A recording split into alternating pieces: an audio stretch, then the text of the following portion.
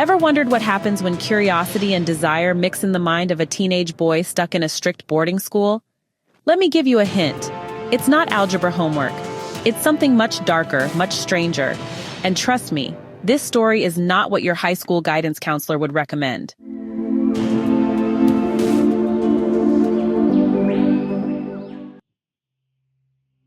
So here's the scene. A young boy, let's call him Torless for now, is stuck in a boarding school for boys. Sounds innocent enough, right? Just picture him in a uniform, polished shoes, maybe daydreaming about math equations and, actually yes, math equations. But not in the way you think. We're going out tonight. You see, Torless is going through that awkward stage of adolescence, where his mind is a battlefield of hormones and questions about life.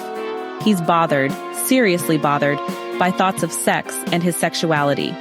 These thoughts flood his mind like an uninvited guest who never leaves. He wants answers. But where does he turn? To his parents? Nope. He can't even picture their faces anymore, no matter how hard he tries. That ship has sailed. So where does he go? Well, this is the part that kills me. His first stop is mathematics. Yes, mathematics, because nothing says, help me understand my raging hormones like a quadratic equation. From math, he goes deeper into philosophy, hoping for enlightenment. But spoiler alert, the more he thinks, the more confused he gets. And then something unsettling happens. In between all that soul-searching, Torless notices something about himself. He finds himself oddly drawn to his schoolmate Beineberg. And, here's the kicker, he feels absolutely indifferent toward the prostitute they both sneak out to see. That's right, he goes with his friend to see a woman of the night, and nothing. No spark. Nada. Instead, his attention is pulling him in another direction entirely, toward Beineberg. This scares him. It repels him. It shakes him up like a snow globe. He doesn't understand these feelings, and the thought of confronting them? Oh no, that's a bridge too far. He runs from it, well, metaphorically. Because what if these feelings mean something about him that society doesn't accept? Musil puts it beautifully in this line. You'll only ever be halfway there.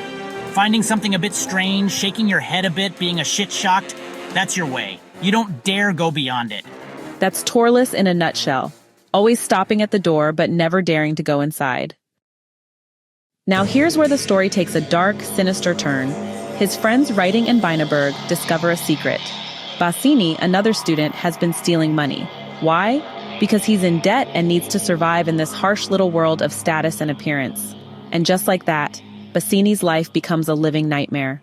Armed with this secret, the two friends become mini dictators. They own Basini now.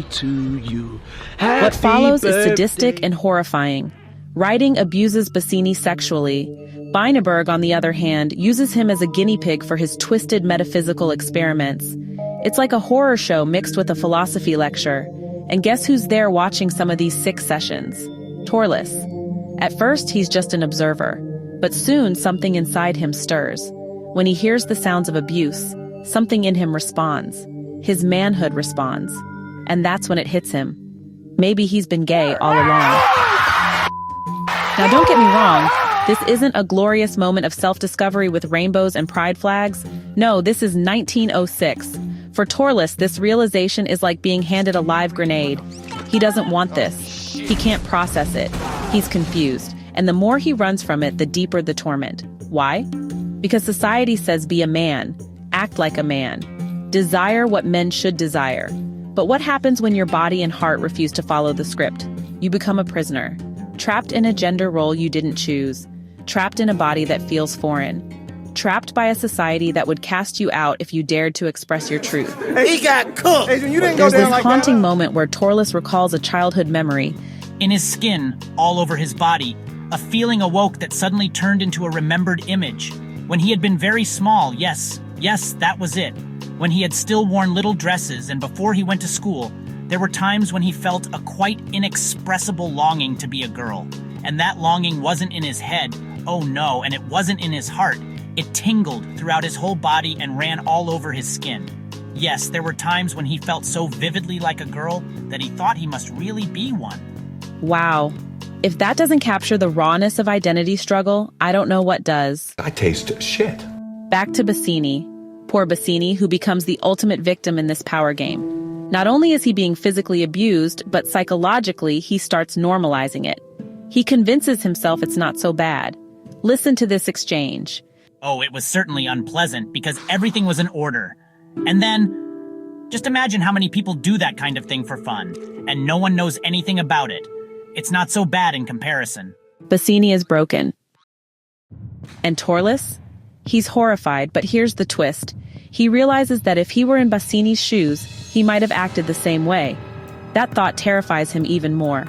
And then Basini, in a heartbreaking twist, responds to Torless's hidden affection. But by now, Basini's mind is rewired. He's not looking for love. He's looking for someone to despise him more, to degrade him further.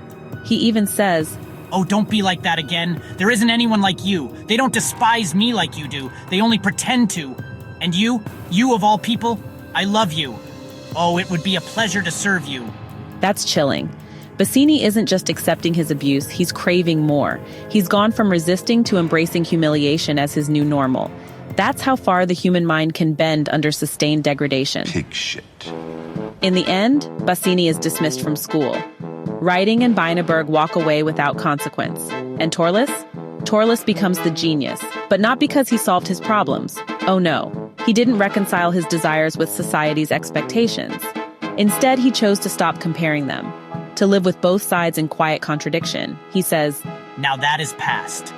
I know that I was indeed mistaken. I'm not afraid of anything anymore. I know things are things and will remain so forever. And no doubt I will see them now one way, now another. And I will no longer try to compare the two." I want my life to be full of surprises. and that, my friends, is the story. A coming-of-age tale, if coming of age included sadism, repression, and philosophical meltdowns. The book I've been talking about is The Confusions of Young Torless by Robert Musil. What a ride, right? Musil didn't just write a novel, he wrote a psychological X-ray. This isn't a simple story of a boy figuring out who he is. It's a deep dive into the human mind, the chaos of desire, the hunger for power, the cruelty that lurks beneath civility. Themes? Oh, plenty. Sexual repression and its consequences.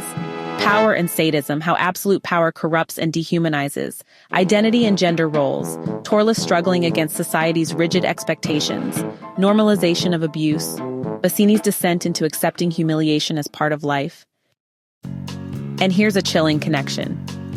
Musil wrote this before World War I, yet the dynamics of domination, submission, and dehumanization eerily foreshadow the psychology that would fuel fascism later. Robert Musil was an Austrian writer and philosopher. This book, published in 1906, was his debut. He would later write The Man Without Qualities, which is often considered one of the greatest novels of the 20th century. Musil was deeply interested in psychology and philosophy, and boy does it show here. So should you read it? Absolutely, if you're ready for something intense, thought-provoking, and at times deeply unsettling. This isn't light reading. It's the kind of book that makes you stare at the ceiling at 2 a.m. wondering, what is desire? What is power? And what would I do if I were Torless? Hey, thanks so much for hanging out with me today. If you're interested in diving deeper into this book, I've left some links down in the description. You can use it to grab yourself a copy and keep the adventure going. And if you're in the mood for more great reads, don't go just yet. Click on one of the videos popping up right now that I think you'll love. And don't forget to give this review a like, leave a comment, or even subscribe if you'd like to see more. Every bit of support helps us grow this little community of book lovers. See you in the next one.